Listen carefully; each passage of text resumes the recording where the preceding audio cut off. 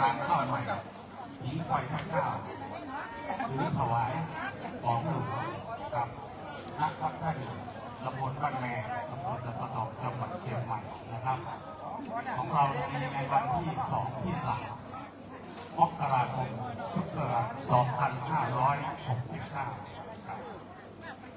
2569 กำหนดการของเรานะครับกำหนดการของเรานั้นนี่หลังจากเราเดินนะครับขบวนตั้งขบวนเรียบร้อยนะครับมาถึงบริเวณงานจากนั้นก็จะเป็นพิธีเปิดนะครับจากท่านนายกเทศมนตรีตำบลบ้านแม่ของเรานะท่านกล่าวรายงานโดยท่านปลัดเทศบาลตำบลบ้านแม่ครับหลังจากนั้น 17:30 โดยประมาณก็จะมีการแสดงนะครับวันนี้แสดง5 ชุดด้วยกันนะครับ5 ชุดการแสดงนะเอาเวลา 18 นะครับจนไปถึง 18:00 น.เราก็รับประทานอาหารเย็นร่วมกันวันที่เวลา 19:00 น.นะครับก็จะมีพระสงฆ์เจริญพระพุทธมนต์สมโภชหลวงหิ้งไฟพระเจ้า 20 นาฬิกานะครับวันเทศนานะครับอานิสงส์ถวายทานหลวงหิ้งไฟพระเจ้าจนไปถึง 21:00 น.นะครับก็เป็นการเสร็จพิธีเราก็จะรับประทานข้าวต้มก่อนกันนะครับอันนี้คือกำหนดการคร่าวๆนะครับช่วงนี้นะครับก็พวกเราก็เข้ามาถึงบริเวณงานนะครับพบท่านแล้วนะครับก็กราบนมัสการนะครับพระเถรานุเถระนะครับเรียนท่านรัตนาพรกัญจนาถนายกเทศมนตรีตำบลบ้านแม่ซึ่งเป็นประธานในพิธีจัดงานโครงการสำคัญในวันนี้นะครับคือโครงการจัดงานนะครับศาสนาวัฒนธรรมประเพณีและภูมิปัญญาท้องถิ่นตำบลบ้านแม่ประเพณี4 เพลงทางข้าวใหม่หิ้งไฟพระเจ้านะครับทางท่านปลัดนะครับเทศบาลตำบลบ้านแม่ท่านยิศรามีราจงท่านนครบุญลือรองนายกเทศมนตรีตำบลบ้านแม่แล้วก็ขอสวัสดีนะครับท่านสจ.สุริยนต์ปัฒนะท่านเข้ามาร่วมงานวันนี้ท่านพ่อหลวงผู้ช่วยพ่อหลวงนะครับท่านผอ.อภิสดามนตรีผอ.กองการศึกษาเจ้าหน้าที่เทศบาลตำบลบ้านแม่ประธานชมรมผู้สูงอายุประธานแม่บ้านท่านฟ้อนและผู้มีเกียรติที่เคารพรักทุกท่านคราวนี้ได้เวลาสมควรแล้วนะครับผมก็ขอเรียนเชิญท่านรัตนาพรกัญญาราชนายกเทศมนตรีตำบลบ้านแม่ประธานพิธีรับคำกล่าวรายงานจากท่านนิศรามีราจงปลัดเทศบาลตำบลบ้านแม่พร้อมทั้งกล่าวเปิดอ่านตามลำดับเรียนท่านนายกเทศมนตรีตำบลบ้านแม่ท่านผู้มีเกียรติทุกท่านพี่น้องประชาชนตำบลบ้านแม่ที่เคารพทุกท่านดิฉันนางนิศรามีราจงปลัดเทศบาลตำบลบ้านแม่ในนามของคณะกรรมการจัดงานรู้สึกเป็นเกียรติและยินดีอย่างยิ่งที่ได้มีโอกาสกล่าวรายงานการจัดงานในวันนี้ต่อท่านประธานท่านผู้มีเกียรติและพี่น้องประชาชนทุกท่านงานประเพณี4 เป็นการข้าวใหม่หิ้งไฟพระเจ้าถวายของหลวงเป็นประเพณีที่มีความหมายและคุณค่าอย่างยิ่งสำหรับชุมชนของเราเพราะเป็นงานประเพณีที่เราทุกคนได้มาร่วมกันสืบสานอนุรักษ์และเชิดชูประเพณีอันดีงามของบรรพบุรุษประเพณี4 เป็นการข้าวใหม่หิ้งไฟพระเจ้าถวายของหลวงถือเป็นประเพณีที่ชาวล้านนาในพื้นที่ตำบลบ้านแม่อำเภอสันป่าตองจังหวัดเชียงใหม่ได้สืบทอดและรักษาไว้อย่างต่อเนื่องมาหลายชั่วอายุคนประเพณี4 เป็นที่จัดขึ้น ในวันเพ็ญเดือน4ตามปฏิทินล้านนานี้ไม่เพียงแต่สะท้อนถึงวิถีชีวิตความเชื่อและความศรัทธาของชาวล้านนาที่มีต่อพระพุทธศาสนาเท่านั้นแต่ยังเป็นการแสดงออกถึงความผูกพันอันลึกซึ้งกับธรรมชาติและสิ่งแวดล้อมรอบตัวโดยเฉพาะพิธีตามข้าวใหม่ที่ชาวบ้านนำผลผลิตแรกของปีโดยเฉพาะข้าวใหม่ที่เกิดจากแรงกายแรงใจของชาวนามาถวายเป็นพุทธบูชาเพื่อแสดงความกตัญญูกตเวทีต่อธรรมชาติและสิ่งศักดิ์สิทธิ์ที่คอยปกปักรักษาพร้อมทั้งขอพรให้พืชผลในปีต่อไปเกิดความอุดมสมบูรณ์และครอบครัวมีความสุขการจัดงานครั้งนี้จึงมีความสำคัญและมีวัตถุประสงค์ที่ชัดเจน5ประการดังนี้ประการแรกเพื่อศึกษาและอนุรักษ์ประเพณี4เป็งตามข้าวใหม่หิ่งไฟพระเจ้าให้คงอยู่สืบไปไม่ให้สูญหายไปตามกาลเวลา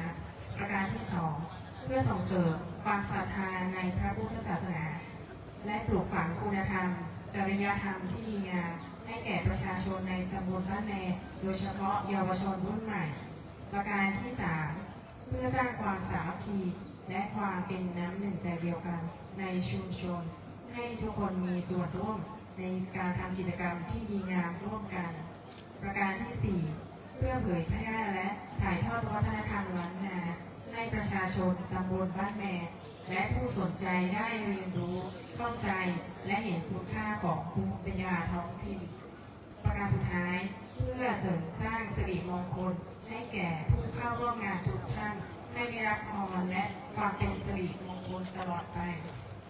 ในการจัดงานครั้งนี้สำเร็จรุ่งไปได้ด้วยดีด้วยความร่วมมือร่วมใจจากทุกภาคส่วนไม่ว่าจะเป็นหน่วยงานราชการองค์กรปกครองส่วนท้องถิ่นผู้นำชุมชนพระสงฆ์และพี่น้องประชาชนตำบลบ้านแมทุกท่านที่ได้ร่วมแรงร่วมใจอย่างเข้มแข็งดิฉันจึงขอขอบพระคุณทุกท่านอย่างสูงมาณโอกาสนี้วันนี้ได้เวลาอันสมควรแล้วดิฉันขอเรียนเชิญท่านนายกเทศมนตรีตำบลบ้านแมประธานในพิธีได้กรุณากล่าวเปิดงานโครงการจัดงานศาสนาวัฒนธรรมประเพณีและภูมิปัญญาท้องถิ่นตำบลบ้านแมงานประเพณี4เป็งตาลข้าวใหม่หิ่งไฟพระเจ้าถวายกล่องหัวขอเรียนเชิญค่ะเรียนท่านเทระนุเทระทุกพระทุกองค์เรียนท่านเจ้าอาวาสและคณะสงฆ์ทุกท่านท่านผู้บริหารหัวหน้าส่วนราชการที่เคารพพ่อกำนันผู้ใหญ่บ้านผู้นำท้องที่ท้องถิ่นผู้นำชุมชน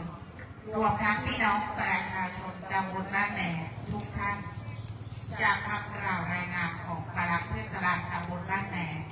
เรารู้สึกเป็นเกียรติและยินดีเป็นอย่างยิ่งที่ได้มีโอกาสมาเป็นประธานในพิธีของงานสำคัญในวันนี้ขอขอบพระคุณคณะกรรมการผู้จัดงานผู้นำชุมชนและพี่น้องประชาชนทุกท่านที่ได้ร่วมแรงร่วมใจกันจัดงานดีงามนี้เกิดขึ้นวันนี้เป็นวันที่มีความหมายและคุณค่าอย่างยิ่งสำหรับชุมชนตำบลบ้านแหน่ของเราเพราะเป็นวันที่เราได้มาร่วมกันสืบสานและอนุรักษ์ประเพณีอันงดงามของบรรพบุรุษนั่นคือประเพณี4เป็งการเข้าใหม่หิ่งไฟพระเจ้าถวายกล่องหัวประเพณีนี้เป็นมรดกทางวัฒนธรรมอันล้ำค่าที่ชาวล้านนาในพื้นที่ของเราได้สืบทอดกันมาตลอดหลายชั่วอายุคนสะท้อนถึงความศรัทธาในพระพุทธศาสนาความกตัญญูกตเวทีต่อธรรมชาติและความผูกพันของคนในชุมชนที่มีต่อกันโดยเฉพาะวิธีการเข้าใหม่ที่แสดงถึงความขอบคุณต่อพระคุณของแผ่นดินน้ำแล้วก็ฟ้าแล้วก็ดินและสิ่งศักดิ์สิทธิ์ที่คอยดูแลรักษาให้พืชผลอุดมสมบูรณ์การจัดงานในวันนี้จึงไม่ใช่เพียงการทำกิจกรรมเพื่อรำลึกถึงอดีตเท่านั้นแต่เป็นการปลูกฝังคุณธรรมจิตสำนึกอันดีงาม และสร้างความสามัคคีในชุมชนเป็นการเปิดโอกาสให้เยาวชนรุ่นใหม่ได้เรียนรู้และเข้าใจคุณค่าของภูมิปัญญาท้องถิ่นเพื่อที่จะได้สืบทอดต่อไปยังลูกหลานในอนาคตดิฉันหวังเป็นอย่างยิ่งว่างานในวันนี้จะเป็นจุดเริ่มต้นที่ดีในการเสริมสร้างความเข้มแข็งของชุมชนความรักความสามัคคีและความภาคภูมิใจในเอกลักษณ์ของชาวล้านนาของเราขอให้ทุกท่านที่มาร่วมงานในวันนี้ได้รับพรและความเป็นสิริมงคลมีความสุขความเจริญและความสำเร็จในชีวิตขอให้พืชผลงอกงามอุดมสมบูรณ์และขอให้ครอบครัวของทุกท่านมีแต่ความสุขและความเจริญตลอดไปบัดนี้ได้เวลาอันสมควรแล้วข้าเจ้าขอเปิดงานโครงการจัดงานศาสนาวัฒนธรรมประเพณีและภูมิปัญญาท้องถิ่นของตำบลบ้านแม่งานประเพณีสี่เป็นการเข้าใหม่หินไฟพระเจ้าถวายของหลวงณบัดนี้ขอให้การจัดงานในวันนี้เป็นไปด้วยความเรียบร้อยและสำเร็จรุ่ร่วงตามวัตถุประสงค์ของหน่วยราชการและพี่น้องประชาชนด้านศาสนาและทุกท่านด้วยเถิดณวันนี้เจ้าขอขอบคุณทุกท่านเจ้า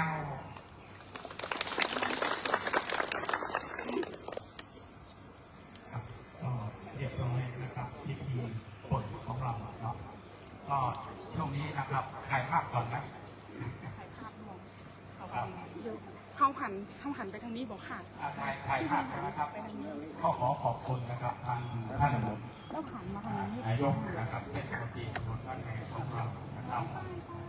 แล้วก็ทางท่านปลัดนะครับนิสรามีลาจงเป็นอย่างสูงนะครับช่วงนี้เก็บภาพนะครับสวยๆก่อนนะครับ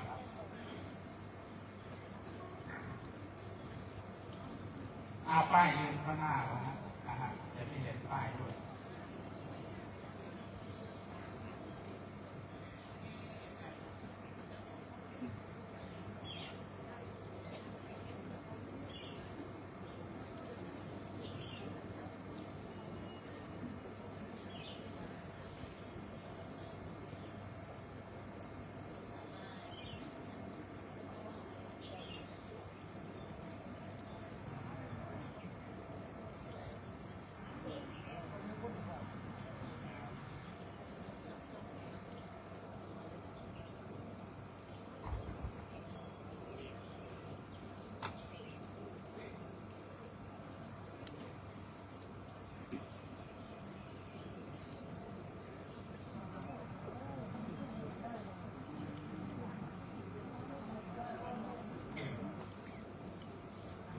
ครับก็ขอบคุณนะครับทุกท่านเป็นอย่างสูงเรียนเชิญนะครับนั่งตามที่นั่งนะครับเนาะ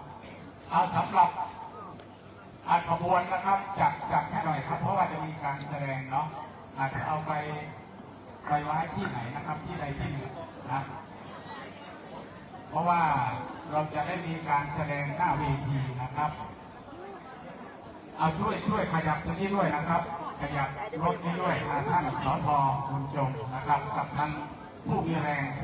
นะครับ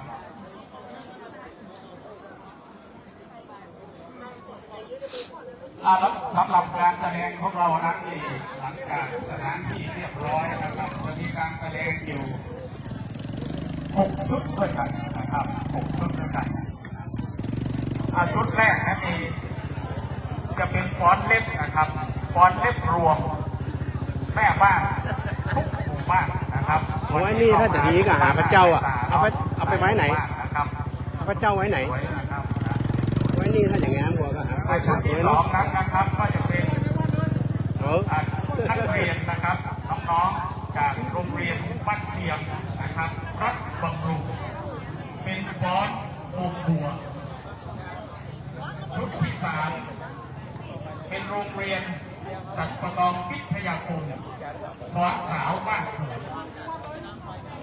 ชุดที่สี่นะครับเป็นการแสดง ท่านฟอสนะครับหมู่ที่ 3 ในเพลงเททีเชียงใหม่ รายการชุดที่ 5 นะครับการแสดงเป็นโรงเรียนบ้านเปียงเช่นกันเป็นฟอสขันดอก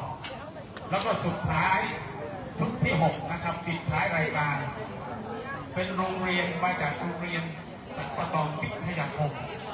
เป็นฟอสขาวช่วงนี้นะครับน้องๆมานะครับน้องๆชุดแรกจะเป็นฟอสเล็กรวงนะครับใช่ไหมเอาอัตราก่อนนะครับเรียนเชิญครับทั้งฟอสนะครับทุกท่านนะครับเป็นฟอสเล็กรวงนะครับฟอสอัตราครับจังหวัดเชียงใหม่หันหน้ามาทางไหนครับมาทางประธานใช่ไหมให้ทุกวันจะมากินเจเอิร์ดก็ไอ้มวยเดือด5 ปีแค่มองหูไปยกไปอีกนะครับไอ้เนี่ยจำได้มันซื้อลอตเตอรี่แล้วพี่นงอ่ะเอา1 โบกบึ้ดไม่บอกเอาใบเดียวเขาซื้อ4 ใบแบบมันได้ถูกหน้าฟอง1 โบกเอาอย่างไรก็อีลายมาขายแค่ฟองมาขายเจอเป็นเจ้าขอเจอร่วมตั้งขบวนเป็นเจ้าช่างฟ้อนแต่ละหมู่บ้านเจ้า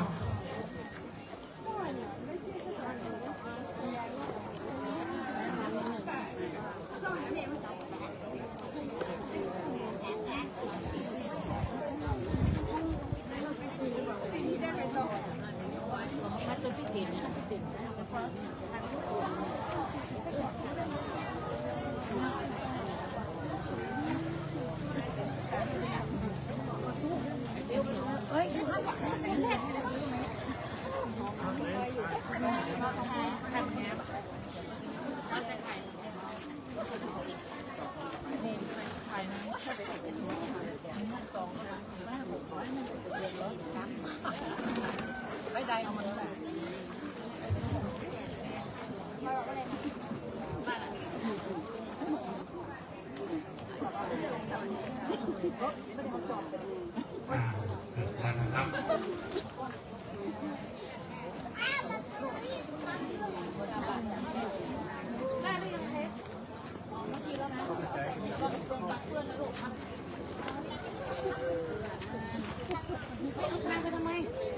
เน้นคนไปถกไหนไปดิ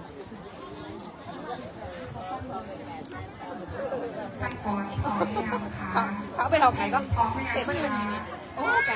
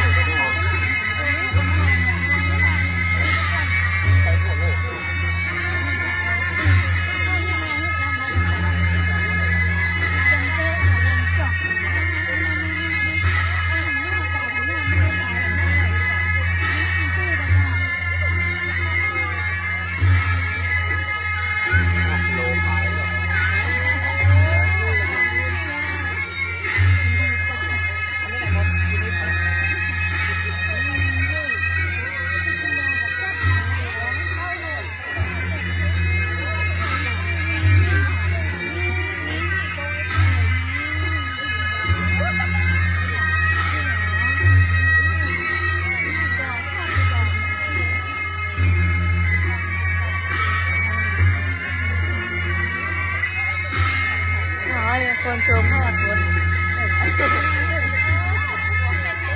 แกไปเลย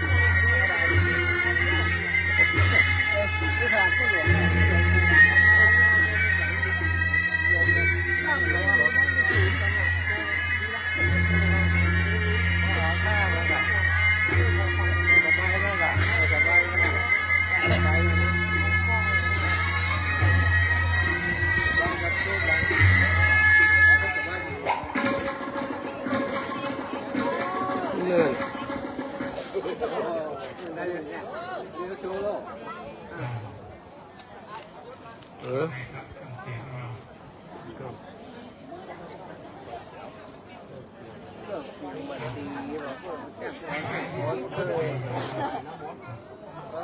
จากบอลเกอร์ไปแล้ว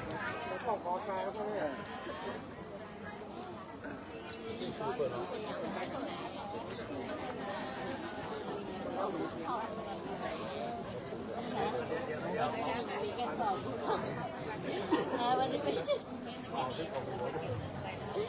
นี้เขา เสียงนี้ปัจจัยแค่เลยเสียงปัจจัยแค่ ไฟ เกี่ยวกับอย่างเกี่ยวกับเรื่องไฟเกี่ยวกับอย่างไฟมันมีนะเสียงมันนั่นแหละโอ้มันปุ๊บมันปุ๊บเนาะไม่ปุ๊บ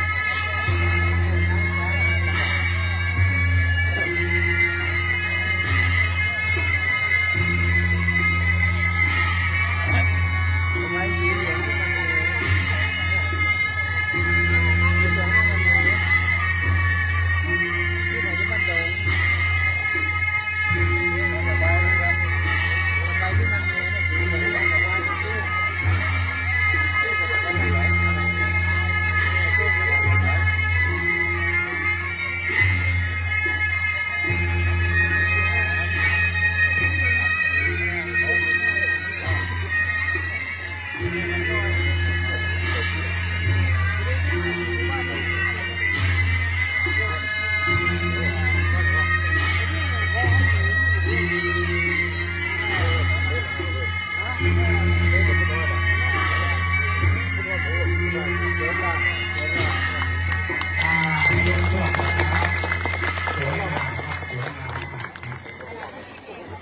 ขณะที่มีเพลงนะไปได้นะไปได้นะครับในโอกาสนี้นะครับ ก็เรียนเชิญท่านนายกนะครับเทศบาลเทศมนตรีตำบลบ้านแหงของเรามอบรางวัลนะครับ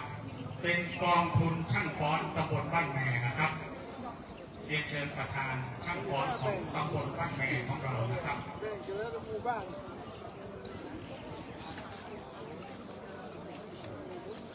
ตัวแทนครับตัวแทนรับมอบจากท่านนายกครับเป็นกองทุนนะครับกองทุนช่างฟ้อนตำบลบ้านแม่ของเรานะครับ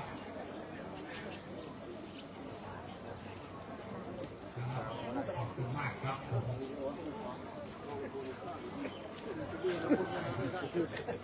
ครับก็ขอขอบคุณนะครับช่างฟ้อนนะครับ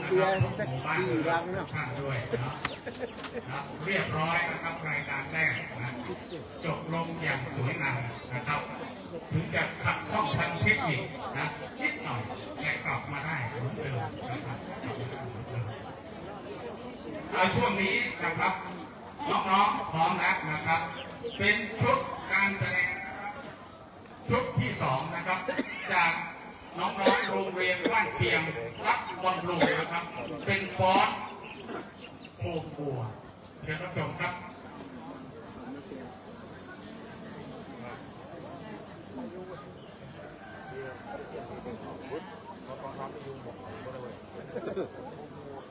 ไล่ยุงนะ ดนตรีขึ้นหรือยังครับมีดนตรีไหม ฟ้อนบีบยังไม่มีจะได้เนาะต้องมีดนตรีหน่อยกันเอาแห่กองเลย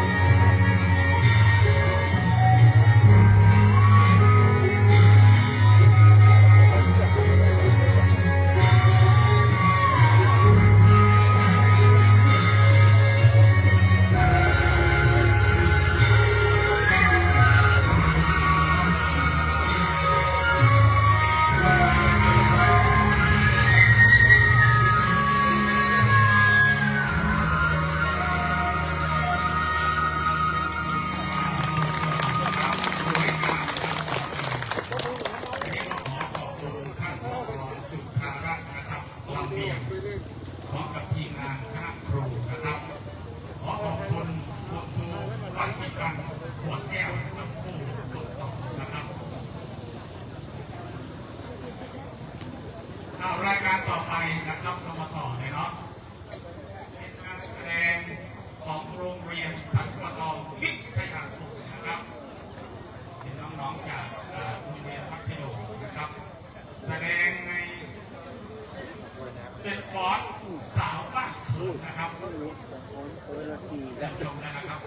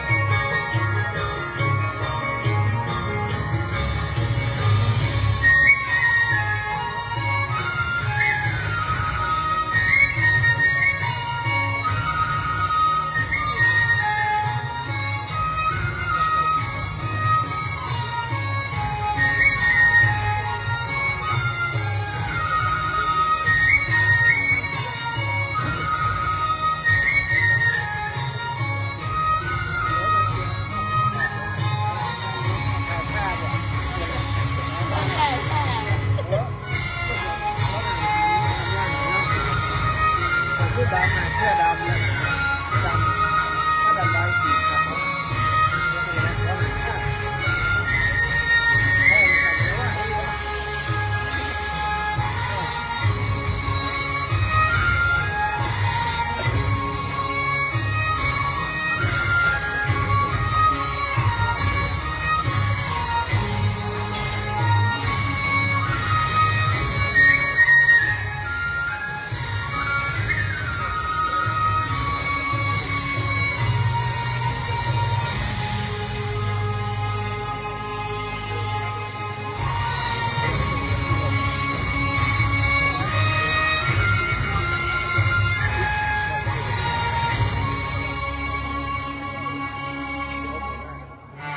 ส่วนตัวนะครับสวยงามครับน้องจากสปท.วิทยาคมนะครับก็ขอขอบคุณทางท่านผอ.สมชายสังคมกิจนะครับกับทีมงานน้องคณะครูที่ได้ฝึกสอนน้องๆนะครับได้รับในวันนี้นะรายการต่อไปนะครับเป็นชุดที่4นะครับชุดที่4เป็นขั้นตอนนะครับหมู่ที่3นะครับวัดพระอบวัดพระอบของเรานะครับจัดมานะครับสอนในเพลงเทพีเชียงใหม่ครับเพลงเดิมครับ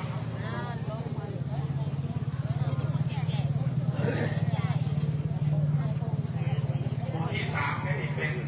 บ้านของท่านนายกนะครับเทพดนตรีของประเทศของเรานะครับ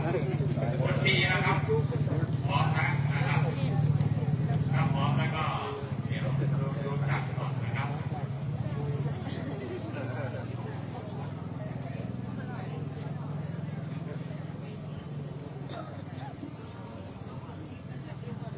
นี่ถึงก่อนเข้าให้กันทีมให้คนเยอะคนนี่สี่นี่สามเจ็ดนี่เป็น ช่างกรพร้อมแล้วนะคะเครื่องเสียงพร้อมนะคะ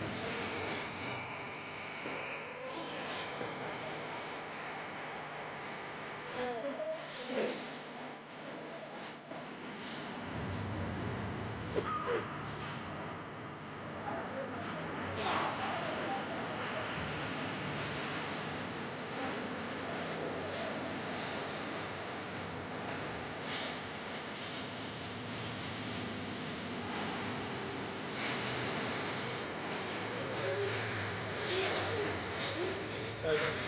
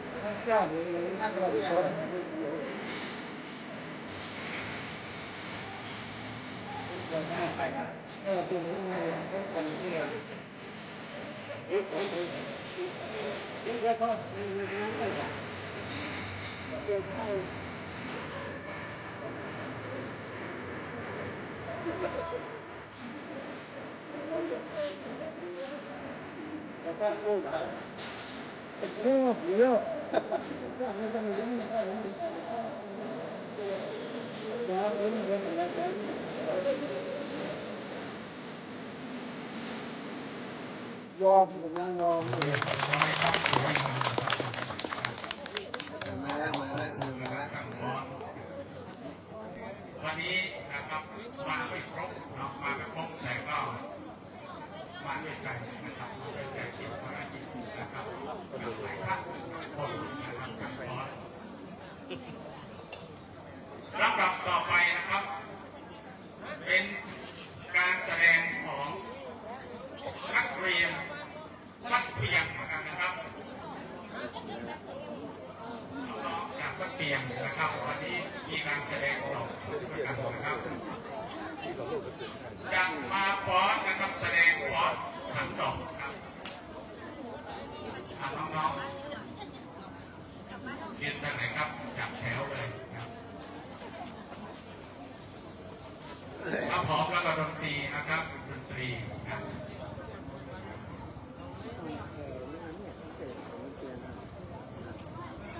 เรียนเขน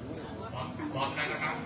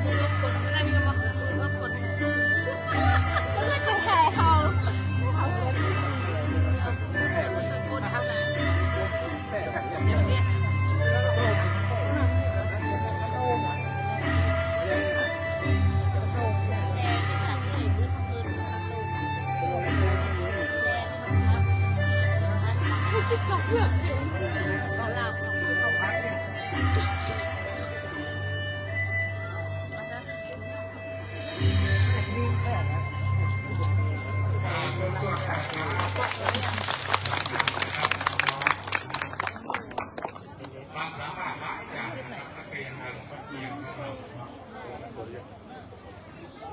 แม่ไม้ตัวไทยแม่มาโชว์เลยวันนี้เมื่อกี้มีแม่ไม้ตัวไทยด้วยนะครับที่ระดับของเขตพื้นที่นะครับก็ทางด้วย ด้านนี้คนดังเนาะคนดังนะครับมีแค่น้องๆน้องๆที่ฟ้อนเมื่อกี้นี่มารับรางวัลด้วยนะครับ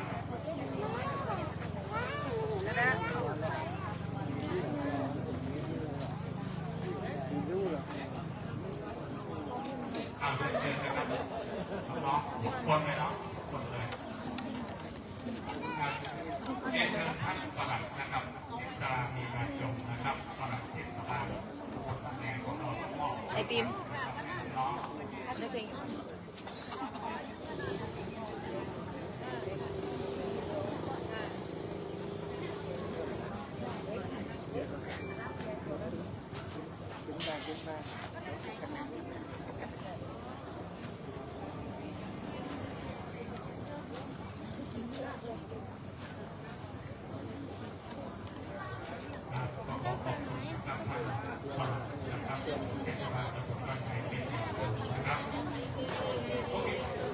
ป็นรายการสุดท้ายนะครับยกสุดท้ายจากโรงเรียนนะครับสังกัดคิดขยับผมนะครับจะมาแสดงนะครับที่รอบแล้วฟอสเขาเราเข้านอนแล้วไหม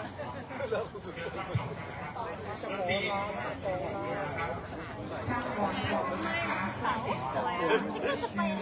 2 3ค่ะ คนแรงเยอะอยู่เลยกระดาษมันก็มา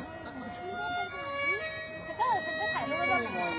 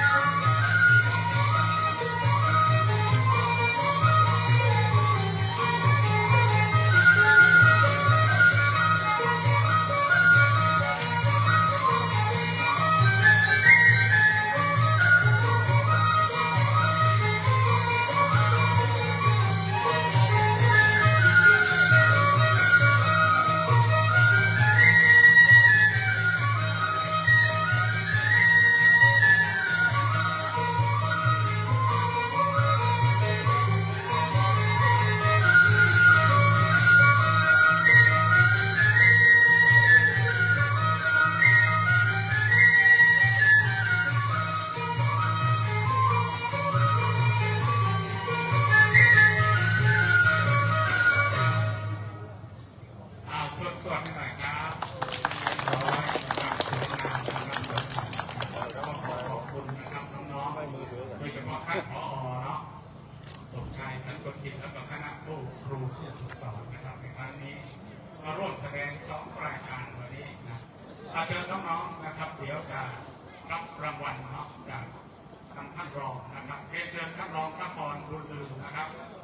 รองนายกเทศมนตรีตำบลบ้านแม่พวกเราจะมอบรางวัลน้ำใจนะครับให้น้องๆไปเยือนชมการขยับสนุกอีกครั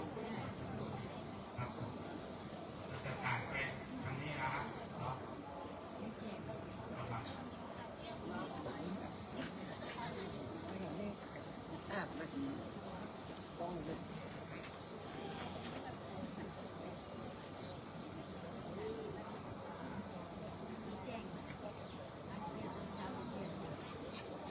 ครับขอบคุณท่านรองนักบอลคนหนึ่งเป็นอย่างสูงนะครับลำดับนี้นะครับการแสดงของเราก็จบลงแล้วนะครับทุกรายการเราจะมอบรางวัลน้ำใจนะครับให้กับเอาทางแม่บ้านก่อนแม่บ้านวงที่3ก่อนนะครับเรียนเชิญท่านศรีไทยนะครับท่านศรีไทยหัวหน้าสำนักปลัดนะครับศรีไทยบุญแห่งผมเนาะเรียนเชิญครับตัวแทนนี่จะมาหมดครับมาหมดจะสวยนะผมว่าเนาะเก็บภาพไว้หน่อยครับเก็บภาพไว้นะครับเรียนเชิญครับ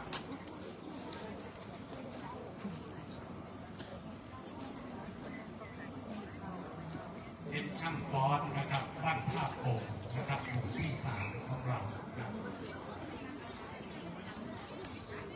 นี่จะเป็นสวยๆครับวันนี้นะขนาดแต่งหน้าเองนะครับแต่งหน้าเองยังสวยอยู่เนาะขนาดนี้นะ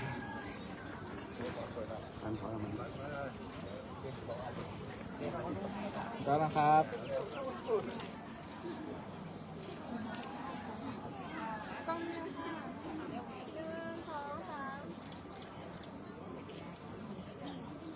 ขอบคุณนะครับท่านศรีไทยนะครับคุณแขกผมนะครับหัวหน้าสำนักปลัดของเราเป็นแบบสูงนะครับอีกรางวัลนะครับสุดท้ายที่จะมอบให้นะครับก็คือหมดหรือยังผมว่ายังหมดแล้วครับการแสดงของเราเรียบร้อยนะหมดกระเป๋าแล้วนะซองที่นี่นะครับก็ขอขอบคุณนะครับขอบคุณนักแสดงนะครับทุกโรงเรียนนะที่มาร่วมงานในวันนี้นะครับขอบคุณทางท่านนายกขอบคุณทางท่านปลัดนะครับเทศบาลตำบลบ้านแหลกของเราเนาะสำนักปลัดและเจ้าหน้าที่อบต.เทศบาลตำบลบ้านแหลกของเราเจ้าหน้าที่ทุกท่านตลอดทั้งพ่อแม่พี่น้องนะครับน้องที่ได้รับชมนะครับการแสดงจนเสร็จสิ้นด้วยความเรียบร้อยกำหนดการของเรานะครับปกติก็เป็นช่วงสุดท้ายหลังจากที่เราแสดงกำหนดการก็คือหลังจากนี้นะครับเราก็จะได้พักก่อนทางพัทยาใสนะครับแล้วก็เวลา 18 เนาะ 18:00 น.เราจะมีทานข้าวก่อนนะครับทานข้าวก่อนที่เราจะพักผ่อนทางพัทยาใสเรียนเชิญนะครับก็เป็นน้องทุกท่านนะได้ถ่ายภาพรวมก่อนนะแต่ภาพรวมจะพุ่งไปนะครับช่างฟ้อนมาด้วยเนาะมาถ่ายด้วยกันนะครับถ่ายด้วยกันก็เป็นพี่น้องทุกท่านเลยครับเรียนเชิญครับท่านนายกครับไปทางไหนดีเราทางนี้ดีนะครับจะได้เห็นทางนี้ด้วยพลังผู้สูงอายุเอาไปนู่นแหละหรือเราจะไปถ่ายรูปนะครับเนาะจะรู้สึกหวงไหมครับแม่จะรู้สึกหวงนิมนต์พระคุณเจ้าถ่ายรูปตัวเองนะเจ้าครับช่างฟ้อนทุกคน ยาวนี่ดีกว่านะครับนายก ครับ แม่ลุกมาเลยแม่ลุกมาเลย นะครับผสมทุกรูปนะครับเรียนเชิญนะครับเรียนเชิญได้เก็บภาพสมัยนะเก็บภาพประวัติศาสตร์ครับวันนี้เรียนเชิญแม่ลุกไปเลยครับ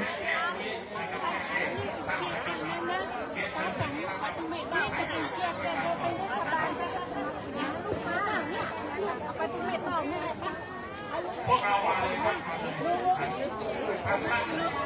ท่านประธานที่สุดทางนู้นก็ลงทำเรียนเชิญนะครับ พระเจ้าประสงค์นะครับขอบคุณแม่ประธานตำรวจ ทั้งฟอนครับทั้งฟอนมาถึงนี้นะครับขอร้องมาด้วยนะครับ มันจะต้องนั่ง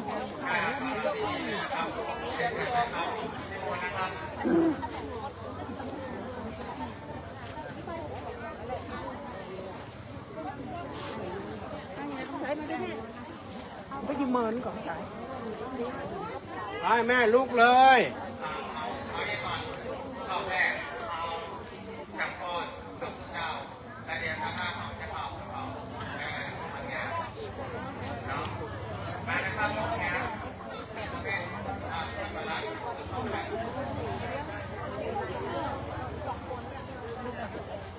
ขยับมาทางเพพ่องบอกเพื่อนมาทางเพพ่องว่าเจ้าจะอยู่ทางบนนั่นมาฝั่งนี้พ่องครับ มาฝั่งนี้พ่องครับ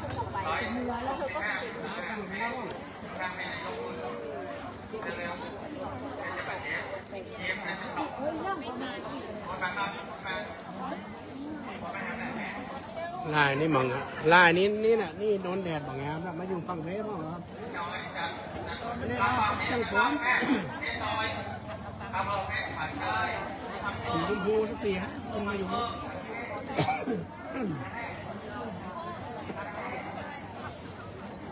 เจ้ามันอยู่ตรงกลางมันแบบโต๊ะกลางอ่ะนี่มันล้ำยินไปอ่ะ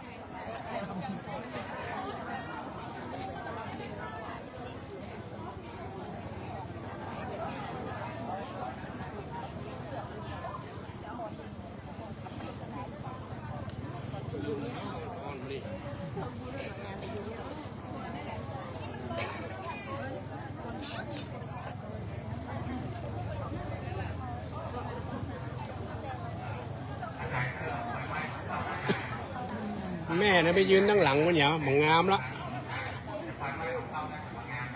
อ่านนะครับ1 2 3 1 2 3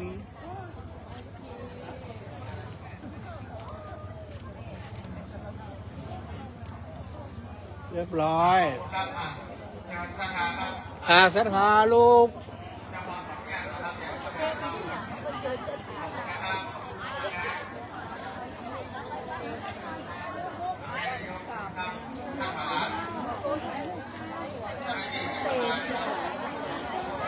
พูดตัวตัวเอาไปพูดถ่ายตัว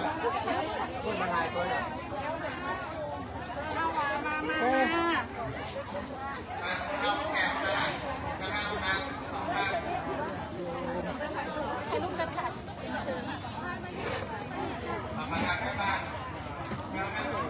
โอ้ที่เสียงฟองก่อนนะ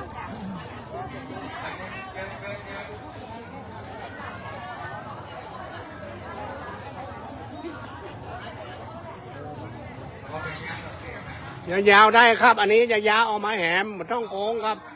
มาท่องโค้ง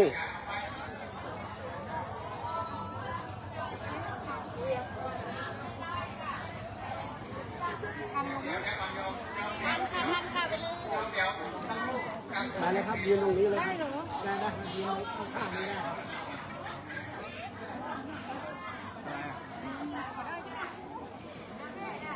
เอาเปิดเข้ากล้องด้วย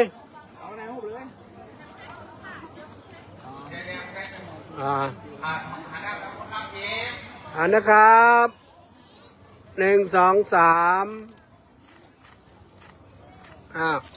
เอาเปิดเข้ามา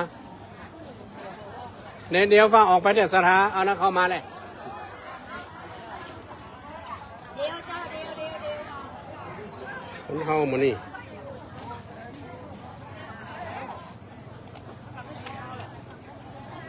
โอเคอันนี้1 2 3อีป้านั่นโดนแดดเต็ม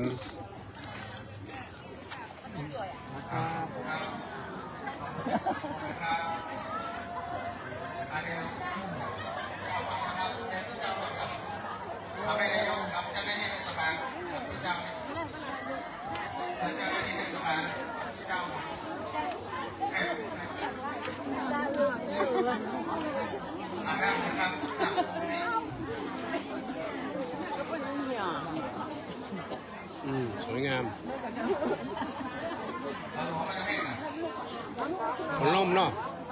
ลายเพศแดมคนลายเพศบดเต็มแน่ๆลายนี้บดติดกันเนี่ย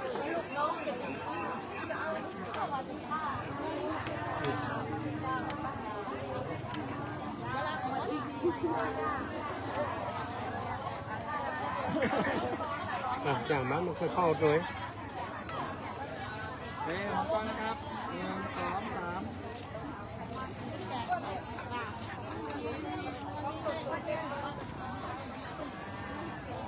หลายตัว